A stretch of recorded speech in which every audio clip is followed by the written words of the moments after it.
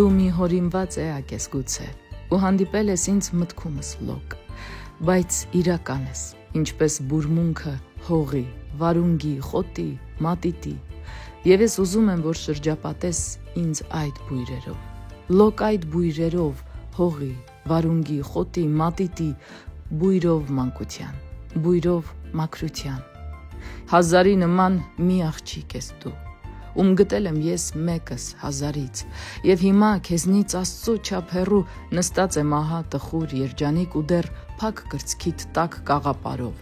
ճերմակ գավաթով սև սուրճ եմ խմում, որ անքնությունն իր բույնը հյուսի լարված ջղերիս մերկ ծառի վրա, ու եթե մեկը սուրճով բախտ բացեր, ապա կարող էր գուշակել անսուտ, որ ես ինքնակամ ու սիրահոժար մնացած կյանքիս կեսը կտայի, միայն տեսնեի գրկիդ թուխ մանուկ, ինչպես որ քեզ եմ իմ գրկում տեսել։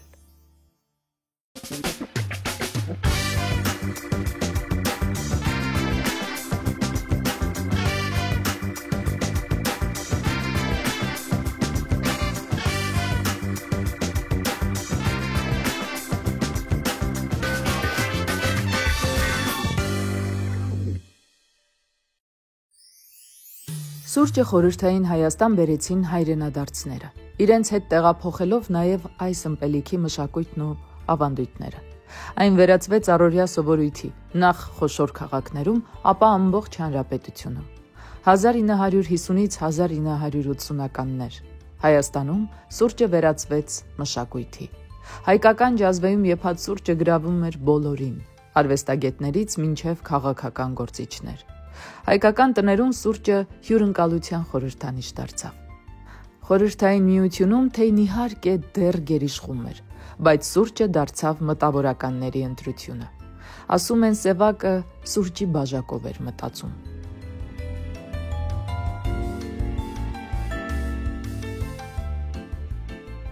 Մենք այժմ գտնվում ենք Երևանի Պետական համալսարանի պրոֆեսոր Լյուդվիգ Ղարիբջանյանի անվան պատմության թանգարանում,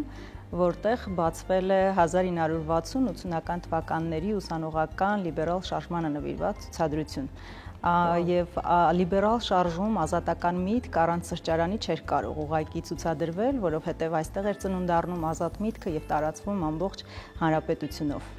Եվ իսկապես սուրճը այդ ազատության խորհրդանիշներից է, որովհետև մարդիկ իրար հետ խոսում էին, խոսքու զրույցից բացահայտվում էին ճշմարտությունները։ Զրույցի միջոցով ու սուրճի բաժակի շուրջ նաև ստեղծվում էին արվեստային երևույթներ, եւ թե Անգլիայում, թե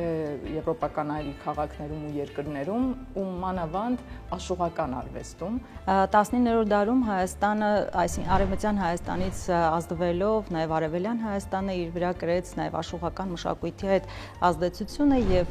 մասնավորապես Ալեքսանդրապոլի մասին պիտի խոսենք։ Իհարկե հիշատակություններ Երևանի մասին էլ ունենք, բայց Ալեքսանդրապոլն էր այն գիզակենտրոնը, որտեղ հավաքվում են մեր մեծանուն աշխուղները եւ ղայֆեխանաներում աշխուղական ղայֆեխանաներում տեղի էր ունենում ուշագրավ մեջլիսներ, հանդիպումներ եւ այստեղ էր նաեւ որ համքարները, վարպետները նոր վարպետ էին ձեռնադրում, այսինքն աշխուղական սրճարանները դարձել են ուշագրավ հավաքատեղիներ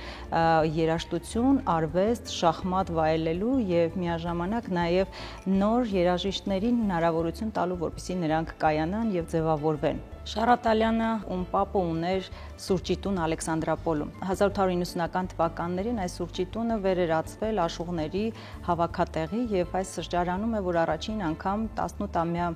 աշխուղ Ջիվանին իր կատարմամբ է հանդես գալիս։ Սուրճը ինքը իրենով սկզբում եղել է տղամարդկանց ըմպելին։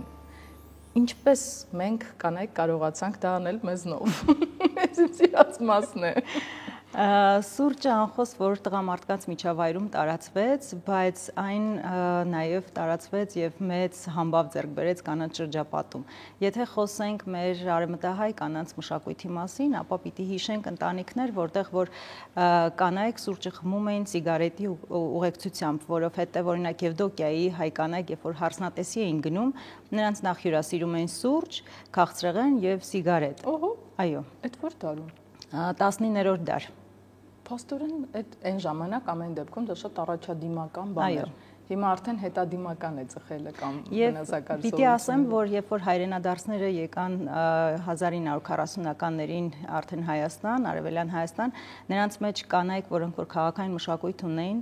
անպայման ծխախոտը ուղեկցում էր եւ կարծեք նրանք էին այն ազատական մտքի փոխանցողը, որ արևելահայ կանանց ինչ որտեղ սովորեցնում էին սուրճի հետ համեմել ծխախոտը։ Ձնհալի տարիներին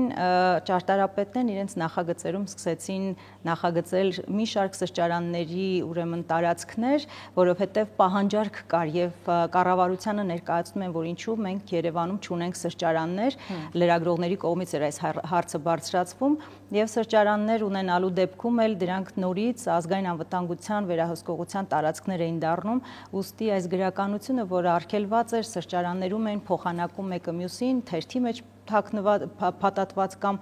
ինչ որ տարբերակներով, անգամ իրար փոխանցում էին թռուցիկներ։ Թռուցիկների մեջ մասնավորապես ուշագրավ է ապրիլի 24-ի հետ կապված այս տեղեկությունը, որ պիտի տեղի ունենար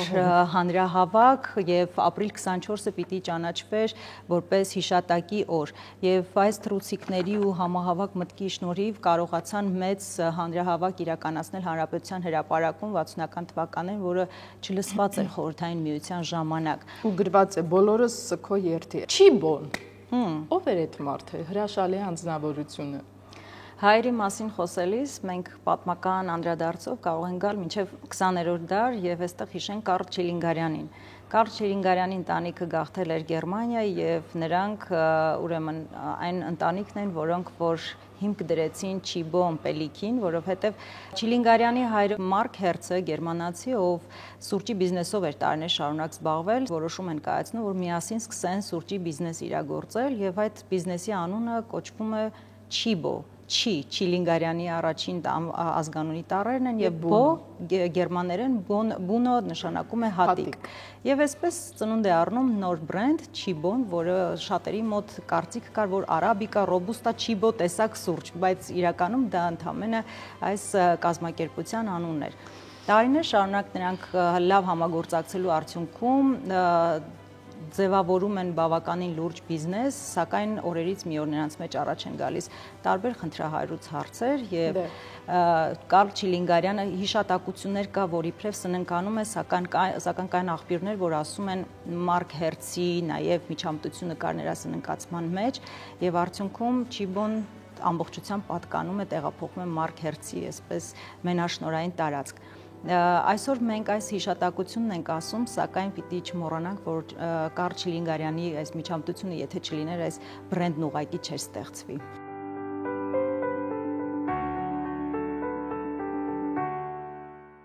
Հայկական մշակույթում սուրճն ու հալվան ունեն առանձնահատուկ տեղ, դառնալով հյուրասիրության եւ ջերմության խորհրդանիշ։ Այս երկու բաղադրիչների համադրությունը ստեղծում է անկրկնելի համի ուժ, որը փոխանցում է հայկական ավանդույթների ամբողջ հմայքը։ Շաղիկ ջան, ինչ հալվա ենք պատրաստելու։ Նախ ուզում եմ ողջունեմ Նազենի, շատ ուրախ եմ, որ այստեղ եք այսօր եւ շատ ուրախ եմ, որ մենք այսօր պատմական մեր կյանքից, որով այն րոպեից, որ դուք զանգել եք եւ մենք որոշել ենք հալվան, ես արդեն գնացել եմ իմ հուշերով, դադիգիս եւ այդ րոպեից, որ իրենք միշտ պատրաստում էին, շատ ողջավորված, ու այդ մեզ շատ ուրախացնում էր միշտ, չնայած ինքը այնտեղ շատ բզդիկ եւ բարձ ինգրեդիենտներով է, բայց ինքը շատ էր մեզ ուրախացում։ Ու շատ ուրախ եմ, որ այսօր այստեղ ենք ու նկարել ենք, ցույց ենք տալու մեր հայրենագիտներին նախ դասական հալվան, երկրորդը խաղողի ռուբով հալվան, որը նորեն դադիկս պատրաստում էր, եւ մի հատն էլ բանիրովը, այն ժամանակ էինք պատրաստում, երբ որ բանիրը անում էին մեր տանը կամ իմ դադիկի տանը, ու այդ բանիրի սեզոնին պատրաստում էին հալվան բանիրով։ Ես բանիրով հալվա չեմ կերել ու շատ էլ վատ եմ արել։ Հարցերը կլուծենք հիմա։ Շաղիկ ջան, ինչ ենք անում շաղ։ Սկզբում փերելու ենք կացան եւ բովելու ենք կամ կարմրացնելու ենք ալյուրը։ Գնացինք։ Խարկում ենք ալյուրը, ձեր լեզվով ասած։ Այո, խարկում ենք։ Այո։ Շաղիկ ջան, Տեր Վարդանյանները որտեղից են գալիս։ Մենք Խարպերտից ենք։ Իմ մեծ հայրս Խարպերտից է եկել ու հասել է Սիրիա ցեղասպանության ժամանակ ու Խալեբում ստեղծել է իր ընտանիքը, ունեցել է զավակներ, ունեցել եմ ես հորկուրներ, հոպար եւ բոլորը հիմա տարածված են համայն աշխարհում։ Իսկ մեծ մայրս սասունցի է եղել։ Իսկ մամայիս կողմը ուրֆացի են։ Աստված իմ, ինչ հետաքրքիր աշխարհագրություն ունի, չէ՞ հայերը։ Դիրալուրը ինչքան ենք դնում։ Բոլորը դնում ենք։ Էսի որ բաժանենք 3 մասի ու անենք տարբեր բան։ Ունեց։ Աշխատել եմ ռադիոյի մեջ, աշխատել եմ մագազինի մեջ, մեդիայի մեջ եմ աշխատել, բայց ես որ եկա, արդեն ավելի իմպրովիզներս անում եմ եւ այլն ամեն շաբաթ սեղան էինք գցում։ Բոլորը ասում էին, բայց այս բաղադրատոմսերը ինչի՞ չես տալիս, ինչ որ տարածել եւ այլն, այդ օրվանից ես այդ բլոգը սկսել եմ ու սկսել եմ իմ բաղադրատոմսերը բաժնել։ Առաջի նպատակս, որ մոտիվացնեմ երիտասարդ անուշիկ աղջիկներին, որ պատրաստեն, որովհետեւ միշտ ասում էին, որ դամախազայքաներն են միշտ պատրաստում։ Տնայի տնտեսու հետ է։ Այո, ես սովորել եմ այդ բառը։ Դենց դրանով ոգի շնչեցի եւ այլն, բայց կամաց ավելի պրոֆեսիոնալ դարձավ։ Գնացի Փարիզ ու երբ որ ամեն ինչ ես պատրաստում էի միան սիրողական, ասեցի պրոֆեսիոնալ։ Փարիզի Ռիցում սովորել ես։ Փարիզի Ռիցում կա դպրոց, խոհարարական Էսկոֆիեր դպրոցը։ Ես այն ժամանակ որ շատ շուտ պետքա խառնենք, որպեսզի ինքը չայրի։ Շատ մարդիկ կա հալվան սկիզբեն իրար հետ են տնում ալյուրը եւ յուղը։ Այն ժամանակ իրականում այդ խարգված համը չենք տալիս ալյուրին, էդի շատ համով չի լինում։ Ավելին, ես ես վերջերս տեսա էլի, մեկը յուղի հետ միանգամից քո ասած սպիտակ ալյուրն էր հարում ու շատ զարմացա, որովհետև համ յուղ կվառի այդպես, համ ալյուրը կմնա, հում ու այս անուշ բույրը չի տա։ Իսկ հայերի համար հացը, ցորենը, ալյուրը առանձին տեղ ու դիրք ունեն։ Մեր կյանքի, մեր պատմության մեջ, մարդկության պատմության մեջ հացը առանձին կարևոր տեղ ունի, ճիշտ է։ Ու ալյուրը մանավանդ սկսավ վարդակույն լինելու, հա։ Այո։ Դենց ուրեմն երբ որ Փարիզ գնացի, մի քիչ ավելի պրոֆեսիոնալ սովորեցի ամեն ինչ, շատ ուրախ եմ, որ այդ փորձառությունը ունեցել եմ։ Չնայած այդ ժամանակ դեռ չէի որոշած ռեստորան բացել։ Մտածում էի կարողա խոհարարական դպրոց բացեմ։ Բայց լավ բան ես ասում։ Բայց պլանները փոխվեցավ, որովհետև եկա COVID-ներ, մի 2 տարի աշխարհը չգիտեմ ինչ եղավ։ Այդ ժամանակ ակտիվացավ ֆուդ բլոգերությունը։ Մարդիկ տանը նստած չգիտեին իրար հետ ինչպես հաղորդակցվել եւ գտան տարբերակ։ Այդ փոքր հեռախոսը դարձավ պատուհան դեպի մեծ աշխարհ։ Ու ամեն տանտիրուհի իր տանը մեկ նայում եմ, ասենք, սպաս եմ պատրաստում, շաղիկ։ Մեկ էլ կողքից տակում գնացին մեկնաբանություններ։ Ով է այդպես սպասը պատրաստում։ Թանապուրը, հա։ Ով է այդպես էս ինչ։ Այ բայց 1000 կին, 1000 ձեռք, 1000 տարբերակ։ Հիմա մենք պատրաստելու ենք 3 տեսակի հալվա։ Այո, բայց մեր ցևերը չէ, էսի պատմական ցևեր են, որը իմ տատիկս կպատրաստեր, այսինքն ես ստեղ իմպրովիզս չի սկսել։ Խարբերդից եկած տատիկը։ Խարբերդ, այո, եւ սասունցի, եւ ուրֆացիներն էլ են անում բանիրով, այսինքն մի քանի մենք մեր ասկային ուտելիքներն են։ Ինչքան համբերադար լինենք, այնքան համով։ Նկատի ունես խառնելիս, որտեղ վառվում է։ Այո, եւ խարգելիս, այսինքն ինչքան ավելի վարդակույն դառնա, այնքան համով է։ Մի հատ ուզում եմ նայեք, ինչ աստիճանի է պատրաստ։ Այսինքն մենք մոտավորապես այս ոսկեգույնության աստիճանի պետք է հասցնենք։ Կարող եք մի քիչ ավելի շատ ըստ ճաշակի։ Մի քիչ, ոչ շատ, որ չվառվի արդեն, որտեղ մենք հետո էլի պիտի իրան յուղի հետ մի քիչ էլ բովենք, խարկենք։ Ինչ ենք անում յուղով։ Ուրեմն, ամենայն առաջ այս յուղը ավելացնելու ենք ու շաղելու ենք, բայց ես կառաջարկեի շաղել շաղիկ բառից։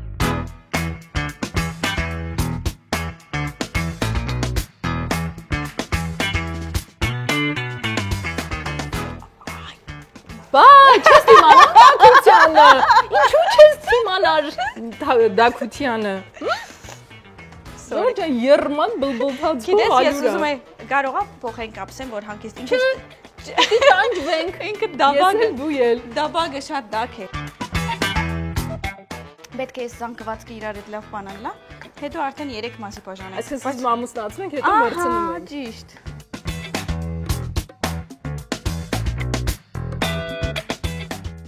Ուրեմն այս պարզ թվացող հալվան բարդ գործընթաց է։ Իրականում դենց է։ Նախ պետք է մաքրես։ Այո, շատ նուրբ է։ Երկրորդ նուրբ է, երրորդ այս յուղով է քաշել, ասում ես։ Մենք ունենք մարդ, որ ինքը բնական դնական յուղափերում է։ Հայկական հալվան պատրաստվում է պարզ, բայց հարուստ ու որակյալ բաղադրիչներից։ Ալյուր, կարագ կամ յուղ, մեղր կամ շաքարավազ եւ վանիլին։ Ալյուրը տապակվում է առանձին, մինչև ոսկեգույն երանգ ստանալը, ապա ավելացվում է կարագը կամ յուղը, հետո շաքար կամ մեղր, ըստ ճաշակի, եւ վանիլին։ Այս գործընթացը պահանջում է ուշադրություն, քանի որ ալյուրը պետք է չվառվի, եւ իհարկե սեր, որպեսզի հալվայի համը լինի անկրկնելի։ Հիմա մենք էսի 3 մազի բաժանենք։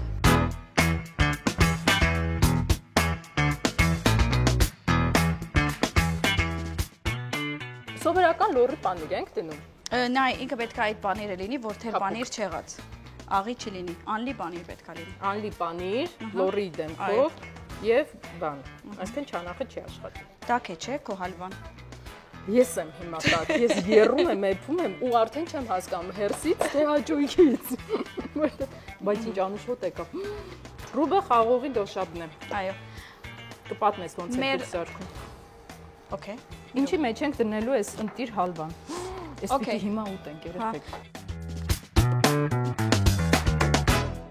Ջրի մեջ լցրեցինք ինչքան շաքար։ Այստեղ մեկ բաժակ եմ դրած եւ 2-ից 3 թքալ շաքար։ Քթալ։ Չէ, դու ճիշտն ասակ, թքալ։ Թքալ։ Այսինքն, բայց այս ինչա՞, հա, բայց ինչի՞ է փոքրում, շաղ, տենց է ձեր։ Չպիտի կպչի իրար։ Հեսա կպչի, որով լավ չես շաղած։ Մի հատ ուզում եմ հասկանալ, ես եկել եմ, ինձ գործի են դնում, վերջում են, այ, լավություն արա ու գործ մի արա։ Բայց չէ որ ասում են, որ լավ բանը սենց չարչարանքով է գալիս, դրա համար եմ ասում։ Չէ, ես ուզում եմ փոխենք այդ խոսույթը, փոխենք այդ փիլիսոփայությունը եւ նորմալ հաճույքով ստանանք որակ դնեմ այս բանի վրա։ Չէ, մի պատրաստ չէ դեռ։ Մի քիչ կարաս հրամայում։ Յուղ ավելացնեմ։ Կարանք մի քիչ յուղ ավելացնենք, որ իրեն ավելի բան անենք։ Բեր։ Լավ է։ Լավ, չես խնայում էլի մեզ համար շարիկ։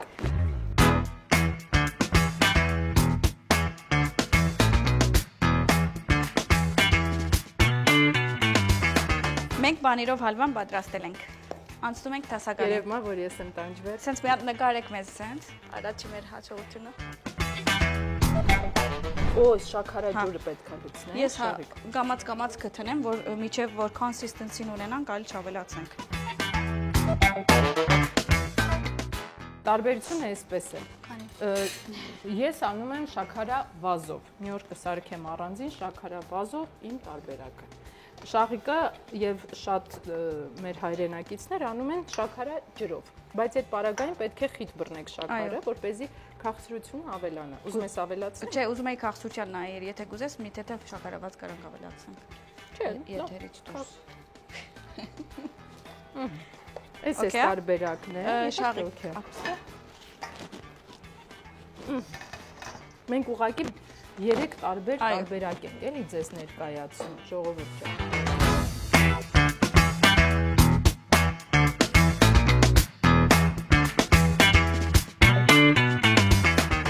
Մենք ոնց ենք սարքում դոշաբը։ Ընդհանրապես մեր նախնիները ունեն մի քանի դոշաբի տեսակ։ Ունենք թութի, ունենք նուրի, ունենք խաղողի։ Ուրեմն նուրը եւ խաղողը եւ թութը բոլորը բնական իրան տնում ենք, օրինակ նուրը քամում ենք ու երացնում ենք երկար ժամեր, մինչև որ ինքը դառնա շատ խիտ։ Նույնն էլ խաղողը։ Ու դրա ինչի էին արել մեր հիները, որով ուզեցել էին իրենք քաղցր ինչ-որ համով բան ունենան, բայց շաքար չօգտագործան։ Դրա համար շատ ավելի առողջարար է մենք եթե սրանք ունենանք։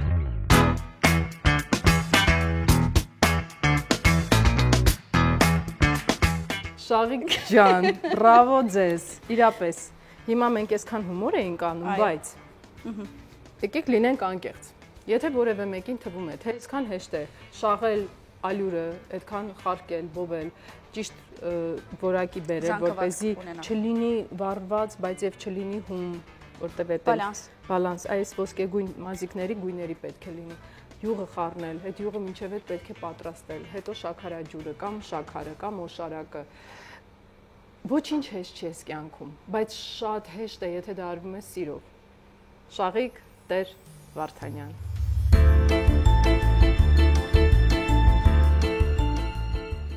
Գտալա թե թքալ։ Ոնց ուզես։ Վերջում սա պանրովն է, ես հիմա պիտի ուտեմ։ Իհարկե մի քիչ սառել է ժող, միշտ հիշեք, որ սա պետք է արագ վառվելով էփել ու վառվելով ուտել։ Համով է։ Մի բան ասեմ։ Ուրեմն սենց։ Դե սա վերջն է։ Ես հիմա ունեմ նոր ֆավորիտ, կներեք։ Չէ, նրա համար չի, որ համի ուժով եկել ենք, նկարում ենք ու ես պետք է այդ ընկամ, ահա որ համեղա։ Հավանեցիր իմ ձեռքի։ Ապրես։ Միշտ կգամ։ Բայց Չէ, իրավ համով է։ սա բայց իսկական չամեղ է։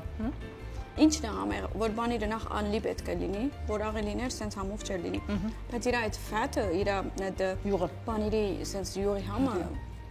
ավելացնում է համովը ջը։ Բա յուղը ինչ համով է։ Հա, դե արդար յուղ է։ Ու արդար ձեռքով հունցած։ Չէ, մերցրած, ոնց ասացին, լավ մերցրեցինք, տեղը տեղին։ Դու որ ջղայնացած եք լինում, մի քիչ մգադղած, քիչ մերցրեք, լավ հալվա սարքեք, տեսեք ոնց է կյանքը փոխվում։ Ձեր պոզիտիվ վերաբերմունքը ամեն ինչի նկատմամբ շատանում, վերջում էլ ուտում եք սննդարար ուտելիք։ Շատ ուրախ եմ, որ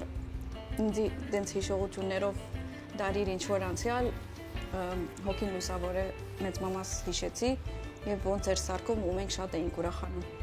Մենք Սիրիայում ունեինք դաչա հերու, Հալեբի մեջ, ինչ-որ քյուղի մեջ,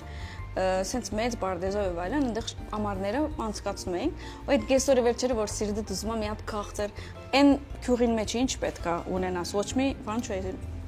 որ ասում էր ես հալվա կսարքեմ, դենց ուրախանում էինք, ու դենց ուրախ էինք ուտում այդ քազաններով, զարմիկներով, ինձ համար այդ ամեն հուշերը շատ իմաստուն են, որուն անցնենք, արի թասականին, հետո ռուբովը։ Սուրճի հետ մատուցված հալվան ստեղծում է դառնության և քաղցրության յուրահատուկ ներդաշնակություն, որը հմայում է զգայարանները։ Սուրճի թավշյա դառնությունը լրացնում է հալվայի քաղցրությունն ու փափկությունը, ստեղծելով համային այնպիսի բալանս, որը հաճելի է յուրաքանչյուր քիմքին։ Ես առաջարկում եմ մենք Շահրուխի հետ էլի հանդիպենք։ Ոչ թե որովհետև նա ունի շքեղ ու գեղեցիկ այս ռեստորանային տունը, որտեղ կարող եք գտնել նրա համերը, այլ որովհետև նա այնքան մեծ գունապնակ ունի տարբեր համեղ ուտեստների եւ պատմության, որը բերել է այդ ուտեստների հետ, որ մենք վստահ եմ էլի առիթ կունենանք, Շահրուխ ջան։ Շատ ուրախ կլինեմ եւ նախ ես շատ հաճույք ստացա այս ամեն ինչից, որովհետև ես միշտ պատրաստել եմ ուտելիքը սիրո համար։ Ունեցել եմ սեր ու բաժանել եմ։ Հիմա այս րոպեին իմ սերս մեծացել է ցեզանով ու շատ ուրախ եմ, որ այսօր հյուրընկալել եմ ցեզ եւ միշտ կսպասեմ, ոչ մի խնդիր։ Ես շնորհակալ եմ, ձեր հասցեն Զաքյան 8։ Զաքյան 8-ում մեր Շահրուխը ձեզ սպասում է սրտաբաց, իսկ մենք համի ուժով շարունակում ենք բացահայտել կամ ավելի ընդգծել արդեն իրենց հյուրասիրությամբ հայտնի մարդկանց եւ սովորել նրանցից, ինչու ոչ, ու փորձել ձեզ հետ կիսվել այս կարևոր բաղադրատոմսերից մինչեւ մեր պատմություն։ Սուրճի բույրը եւ համը վաղուց դարձել են առօրյայի անբաժան մասը աշխարհի տարբեր մշակույթներում։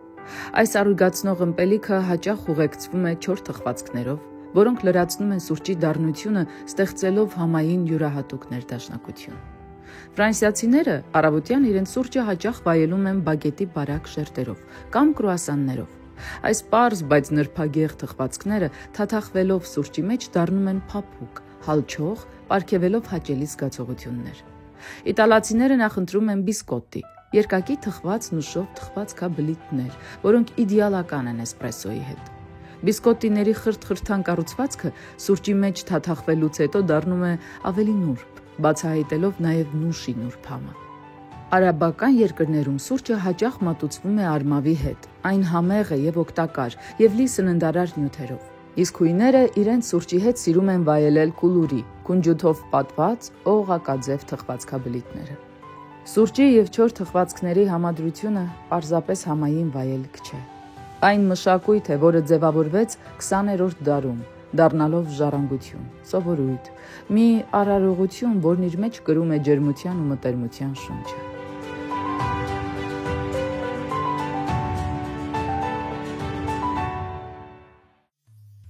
Համեղ ու բուրավետ լինելուց բացի, սուրճը մի բացառիկ հատկանիշ էլ ունի։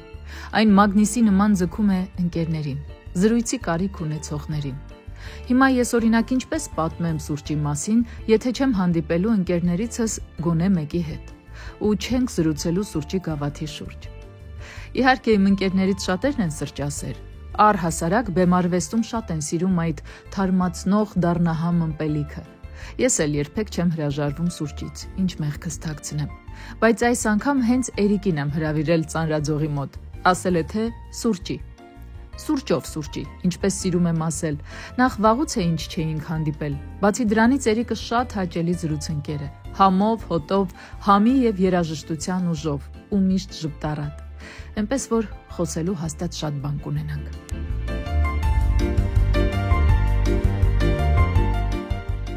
Դու սուրճ ես։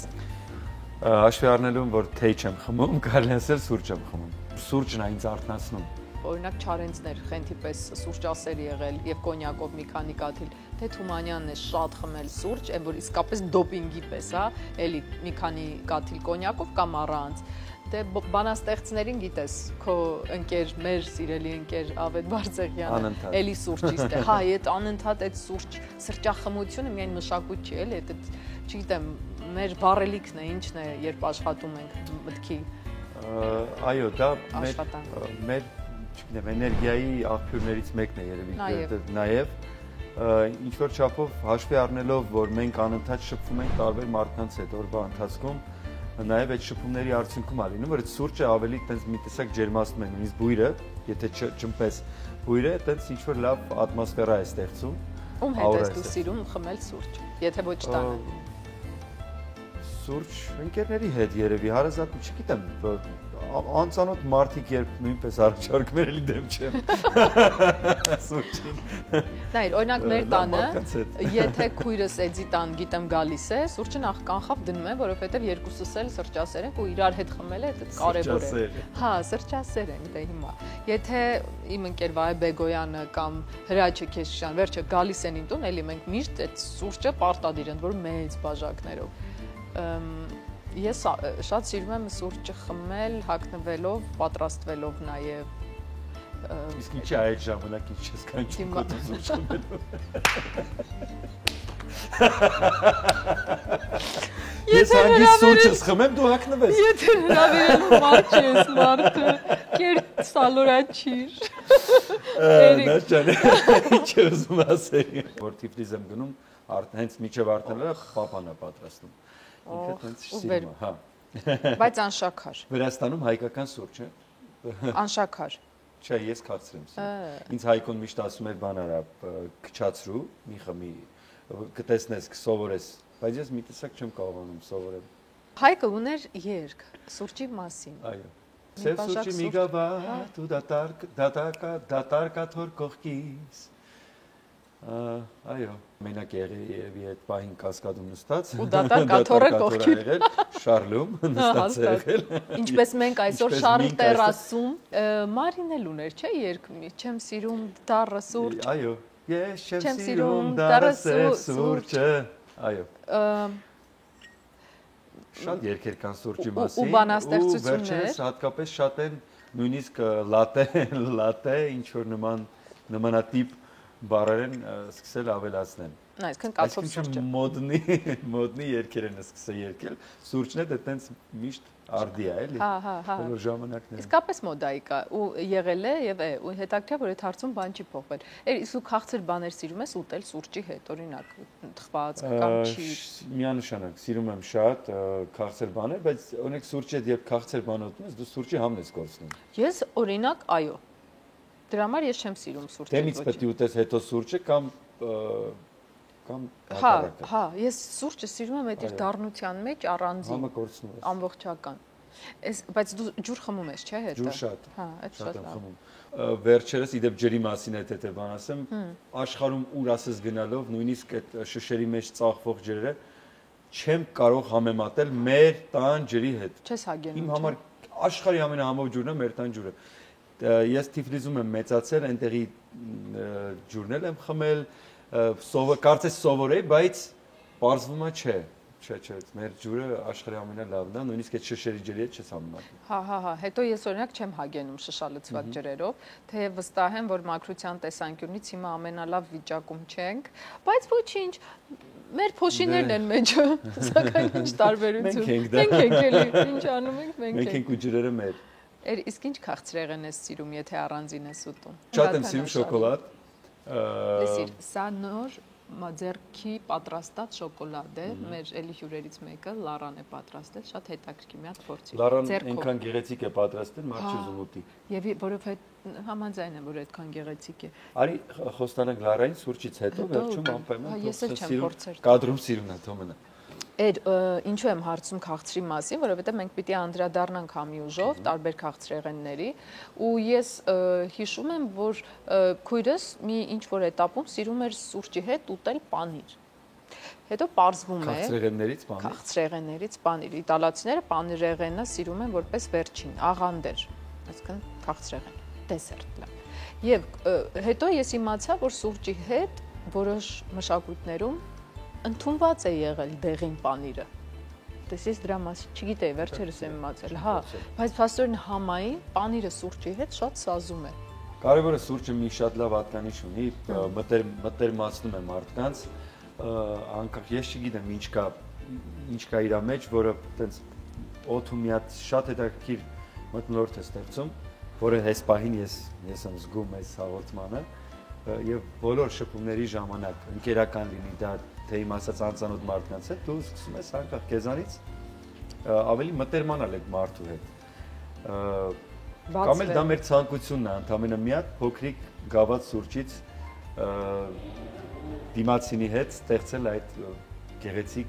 աշխարհը։ Հա, աշխարհը։ Սուրճի բույրը մի հատ հետաքրքիր բան եմ նոր մտքովս անցավ, այն եզակի բույրերից է, որը մոռացնել է տալիս մնացած բույրերը։ Այ երբ օրինակ մենք օծանելիքների խանութներում շատ հաճախ դեռ մոտեցնում են ու ոչ միայն այլ բույրերն են մոռացնել տալիս։ Ես կարծում եմ նույնիսկ այդ զրույցի ժամանակ դու լիքը բան սկսում ես մոռանալ, ուղղակի քո ժամանակը ավելի թեթև է անցնում։ Շատ ուրախ եմ, որ եթերում տեսնելու եմ այս հաղորդումը քո ներկայությամբ, որովհետև ես կարոտել եմ եթերը քեզ հետ։ Առանց քեզ նույնը չէր, չգիտեմ, ես երևի նույնպես այնքան հին եմ, որ սովորեմ քեզ ու առանց քեզ չեմ կարող ել։ Շատ շնորհակալ եմ, որ դու այսօր մեզ հետ սրճեցիր, համի ուժին բերեցիր քո համը, մարդկային համով, երիկական։ Ես կարող եմ ավելացնել, ամեն բաժակ իր պատմությունը ունի։ Ու մի բաժակով սահմանափակվելն էլ մի բան չի։ Այնպես որ այս հաղորդմանը ես երկար տարիների եթեր եմ ցանկանում եւ մեզ էլ բազում բաժակներ սուրճով։ Ոչ միայն իմ սիրելի ավագ ընկերներից Գարոն Թերանցի։ Բայց դու ամեն դեպքում տանը որ։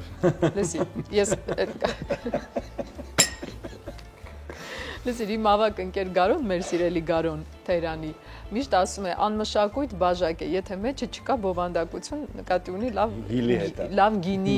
կամ կոնյակ, կամ վիսկի, հիմա ընդհանրապես պետք է անպայման կազմակերպել լավ սեղանային բան, գենաց։ Շնորհակալ եմ։ Մյուս փոխվելս կզանգեմ։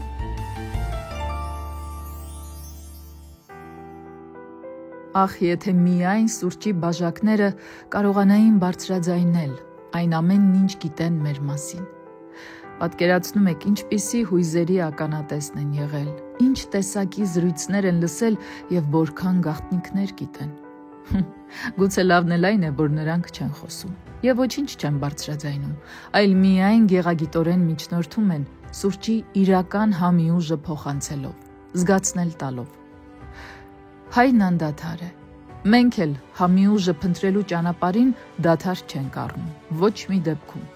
Գնում ենք ձեզ համար նոր ու յուրահատուկ համադրություններ գտնելու եւ այդ ճանապարհին լուսավոր, տարբերվող մարդկանց, ընտանիքներ, հին ու նոր ընկերների հանդիպելու։ Ով գիտի, կյանքի ոլորաններով համի ուժի մեր ճանապարհին գուցե հենց ձեզ հանդիպենք։